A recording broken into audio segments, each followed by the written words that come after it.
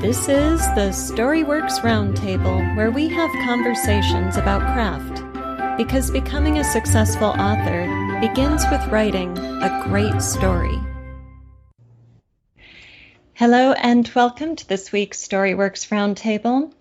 Today, Robert and I are talking about oral storytelling. So if you have ever wanted to get on a Moth stage or even stand up at an open mic night, we have got the show for you because we are joined by Molly McCloy, a 4-time Moth Story Slam winner, whose work was recently profiled in O Magazine. She holds an MFA in nonfiction from the New School and teaches writing for Pima Community College. She has published in Slate, Nerve, and the Blue Mesa Review. She is currently seeking representation for her memoir about 9 grudges. Find out more at mollymccloy.com. Molly, thank you so much for joining us. We're thrilled to have you here. Thank you, Alida.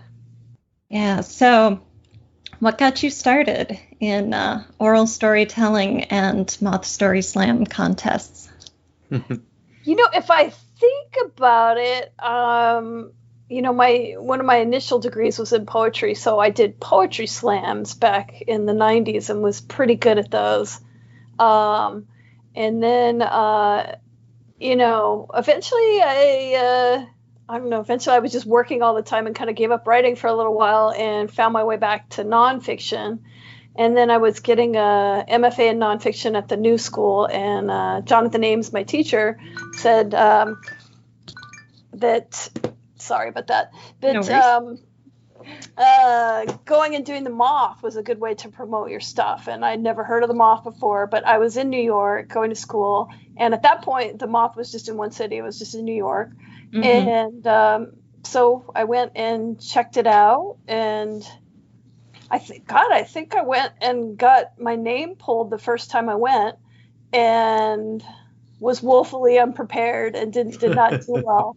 But then kind of started to eventually sort of figure out the form that it was. Okay. Oh, awesome. So let's go into that.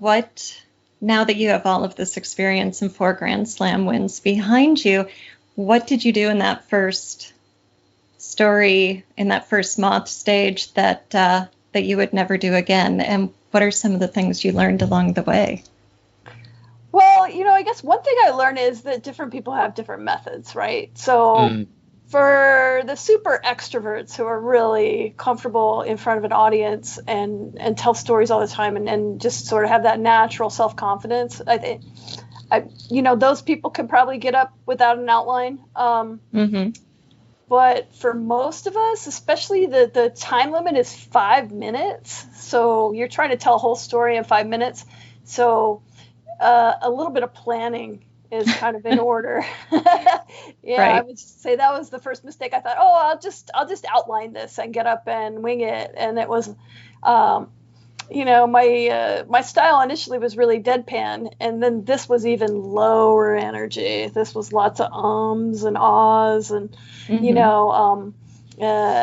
so I guess, the first thing I learned is I need to prepare this a little bit more carefully and sort of have it structured out beforehand and to actually have some of the lines memorized, Right. So what kind of preparation do you do when you're getting a story ready for the stage? Like starting with the writing process, really go back to the developmental process and walk us through that.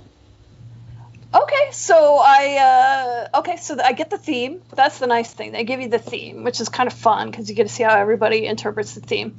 And so then I do the brainstorming on it. I do some free writing and some listing. I map out different 10-year periods of my life and then try to come up with 5 story ideas from each of those periods. And there's a little lifeline thing you could do where you pick sort of crossroad moments in your life. That's another brainstorming technique. And then eventually I settle on a couple of choices, do a big long free write where I just crank out the story in whatever format it comes out in. And then I read that over, and I've kind of learned that for a 5-minute story, you kind of want something around 800 words, maybe 900. You kind of want to get yourself in that ballpark first. And so, get it, brainstorm it, get the idea, shoot out the story, no matter how long it is. And my style is I tend to go super long. And I tend to want to throw in everything but the kitchen sink, and I have all these digressions, and I have all this stuff, and then eventually, like, some of it's got to get weeded out.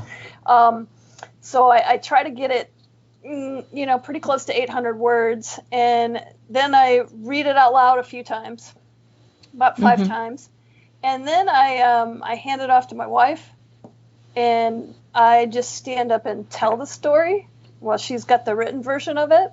I've already got little bits of it memorized, but what starts happening through repetition of telling her the story, and then she'll have the page, she'll be like, oh, you missed this thing that you really want to make sure that you hit or whatever. But then the story starts to get written as a spoken story. Then it sounds more like me talking to somebody, no long-winded phrasing. It's pretty clipped. Okay. That's really interesting. So, so will your wife then make notes about how you then said something so that you can practice the refined version? Yeah, right. So it's verbalized and then improved and refined that way. So you go from the written word to then the transcription of the spoken word during rehearsal. Yeah, that's really valuable. Yeah, because she'll take a look at it and she'll be like, well, what you have is written is this, but what you said is this, and what you said is better. Way better, yeah. It comes out a little more naturally. And, there's something about sitting down and writing it that automatically kind of formalizes it a little bit, makes the language a little bit higher register, So, yes. Yeah. And then I tell it like 10 times after that, Yeah. Yeah, I remember reading that our spoken vocabulary is something like 10 to 15% of our real written vocabulary, because having studied dictation as a form of getting your story, your first draft down, often the thing that comes out is that it's not terribly sophisticated sentence-wise, but it's got great flow. So it's a different form of editing when you're in revision because you're having to edit in the vocabulary, whereas when you're writing a speech, and you want it to be more casual and informal, what you've got to edit out is the formalization. So it's an interesting process. Yeah. I think that's kind of interesting, the idea of starting with dictation. That sounds kind of... Yeah. It depends on your style. And as you say, it's also being, a strong introvert. I've found when I taught public speaking for a long time and training trainers. And one of the things that I did try in the early days was dictating speeches or openers that I had to make myself. And it felt so fake and forced that I had to go back to your processes, which is, write it out first, speak the written words, make the adjustments so it doesn't sound like someone reciting something, and then pull it back to bullet points and transitions or a specific line, as you said, that you want to remember. Yeah, definitely.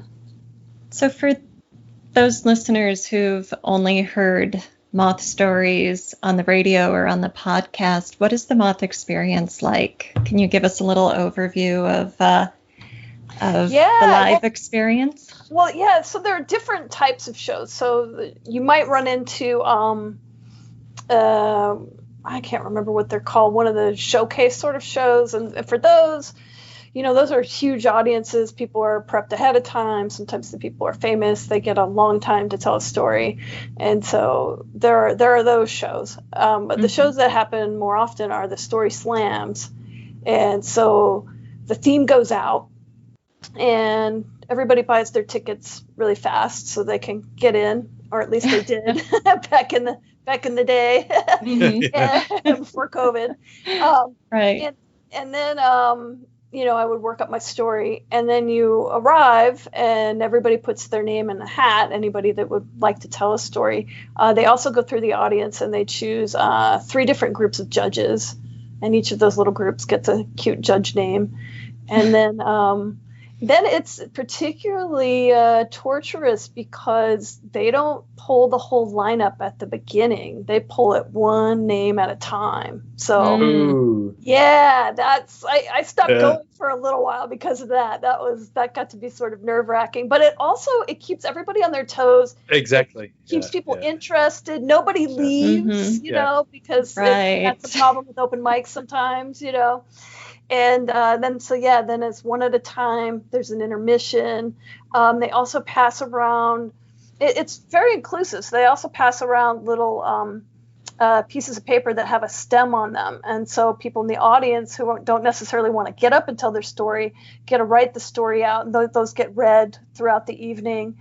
And then for the people that, a winner, that scores are tabulated, you get a winner. But then at the end, the people that put their name in the hat and didn't get picked, they all get to get up on stage and give their first line. So, it's kind of, it's a nice structure. I like it a lot. Yeah. Everybody gets a form of practice as well, which is nice, and experiencing the different aspects of storytelling. Mm-hmm. So how many story slams did you have to go to in order to have your name drawn enough times to end up a 4-time Grand Slam winner? Were you just going to these things like every week for years on end, or? Not that many people put their name in the hat. That's kind of the amazing thing. Even in New York, I would say the most shows I've gone to in New York, probably I had a 50-50 chance. Mm-hmm. I would say out of all the ones I've gone to, about half the time my name has been drawn. Okay. For some reason, I've had less success getting drawn in LA. I've tried to do LA. I drove all the way out there one time and didn't get pulled. Wow. Oh, no. Yeah. Then one time I did get pulled, but I didn't win. I'm still working on LA, but. Okay. Yeah. Oh, cool. Okay. So what is it like? How many of the people who get on stage and tell stories would you say have really put effort into it like you do, and have crafted something and honed it for, a staged experience, live experience, and how many people just, aren't cutting it? Yeah, that's interesting. Yeah, the audiences were different. I feel like New York was more writers and LA was more actors, which sort of makes sense for the cities. Yeah. And then there are a lot of people that just wing it.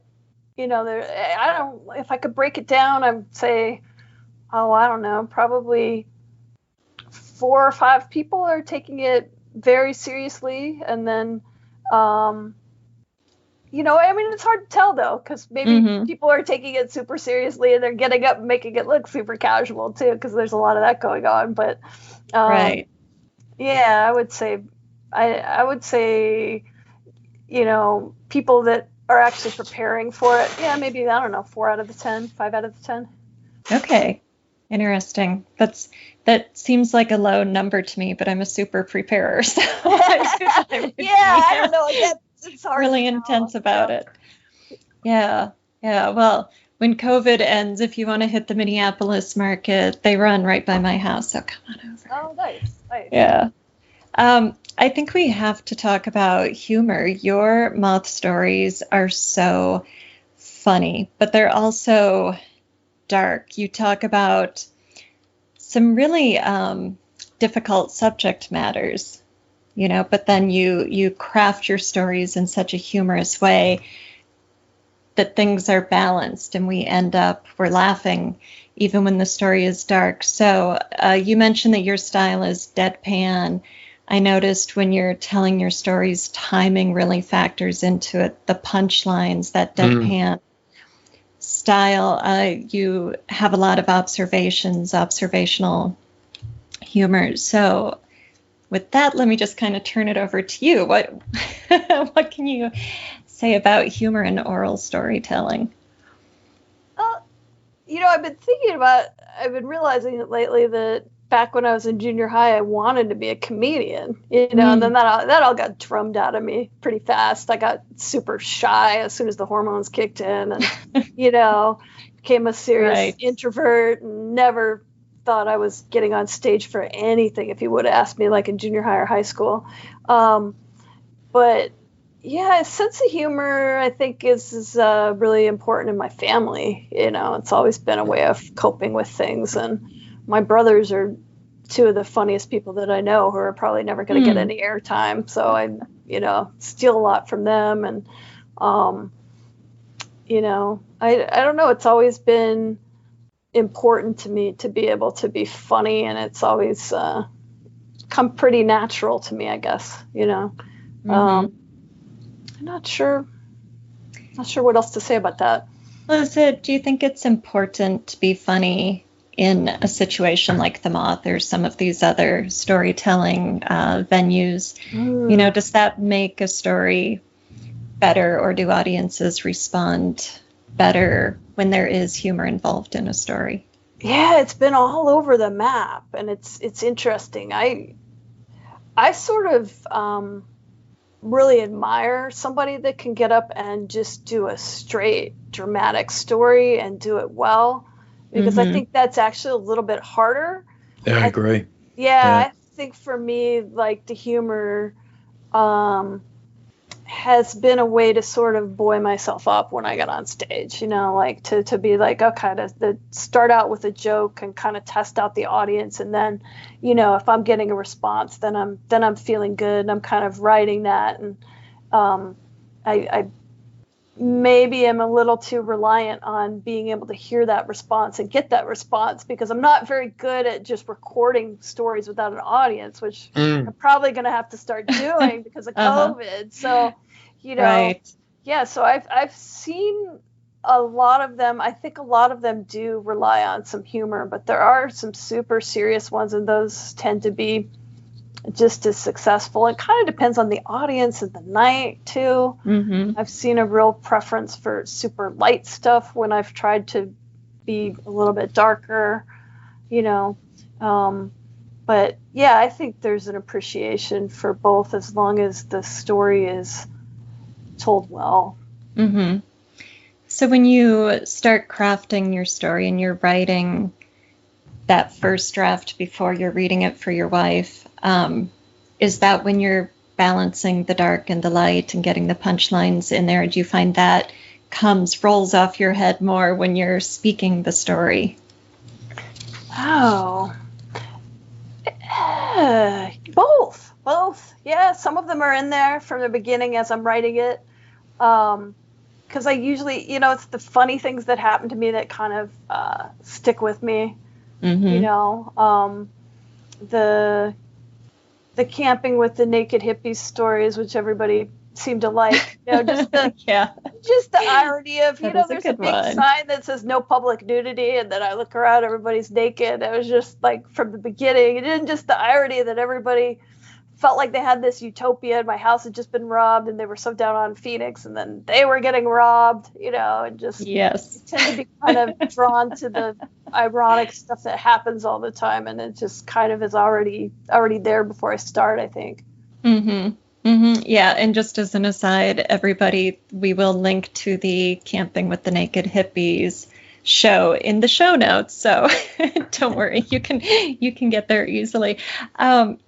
Yeah, so what, you mentioned having these funny moments in your life, and I look back on my life and I think, oh, it's just so mundane, it's so boring, and yet, listening to your stories and thinking about this conversation, I was like, well, these are not such out there incidents that lots of people haven't had, like weird, funny, bizarre moments, but you are capturing them and you're depicting them and you're spotlighting elements of them, and so can you talk about what makes a moment in life story-worthy, and kind of how you select them when you're doing that brainstorming? And you mentioned a timeline in that first development stage, so that's what a makes good question. A great story moment? I think a lot of my stories are really not story worthy. I'm just going to go ahead and just confess right now. Yeah.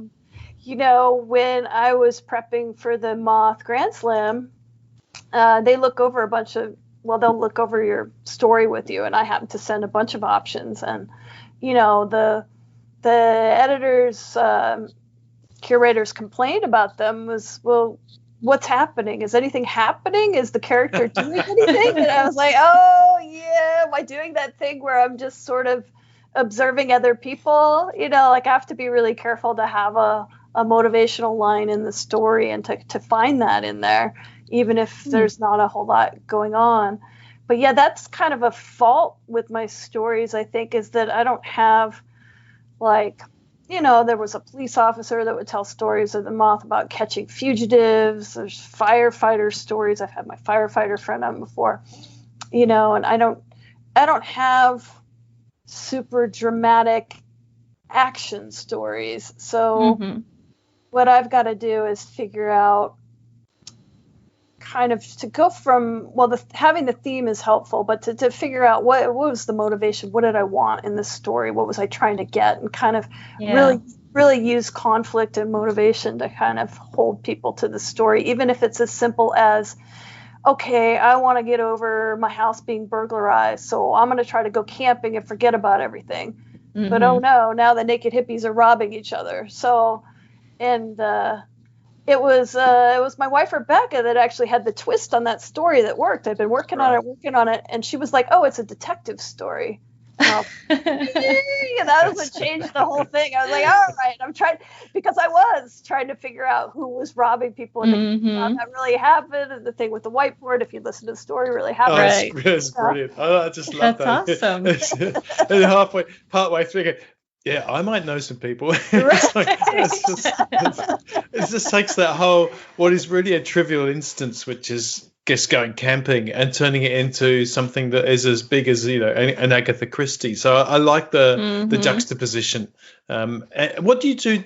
You on the few things that I've seen and read, you do a lot of callback. So, you know, you'll start with something which might be just an ironic statement, and definitely you. From what I can see, anyway, you're in media res. You start straight away in the story, and already we've got some provocative or capturing statement. Is it the theme that drives you to call back to things within the story, or is it something you deliberately do, or do you find yourself? How does that evolve? I guess. I think the theme really helps me with ending. You know, because endings are generally so hard, and then I'll be struggling with it, and then I'll realize, oh no, I got to get back to, you know, fish out of water, or, you know, danger, or rebel, or whatever the theme is, you know, and then that, and then so the theme being given that helps so much, because I have all these different life events that sometimes I've tried to write them out. Like one example was, let me see if I can figure this out, how to explain this. I had this story about my brother's buying joke gifts for my dad, and my brother's sense of humor, and how, you know, I thought that they were joking about heroin, and then I found out they were really on heroin. So there was this whole thing about all these jokes and all these kid jokes and stuff, you know, and I've been trying to get this story out. And then one day, Odyssey, the storytelling group in town, said, "Oh, we've got a juvenile humor show." And I just woke up in the middle of the night one night. I was like, oh my God, if I centered this whole thing around juvenile humor and fart jokes and half past a monkey's ass, quarter to his balls, you know, I used to question that as a kid, because, you know, clearly that doesn't really line up, you know, and, you know, the diarrhea song and all the different kids' jokes. And I was able to fit those in along with my brother's jokes and along with these jokes that were going on with my dad that turned out to be kind of a deeper thing. And so I think sometimes the theme will give meaning to events that are otherwise meaningless. And you can you can push that and find that in the story. And, you know, you can also just blow it off and just mention the theme in the sentence at the end of the story, but people are going to kind of catch that, you know. It's sort of the lazy way, isn't it, to do it. It's not, because what I admired about yours was that it was very casual and deadpan, but the craft was clear to anybody who understands craft in there. You know, you had crafted, you had practiced, the lines were delivered, but it's a real skill to deliver a deadpan line and still sound like you just invented it in the moment. So yeah, kudos.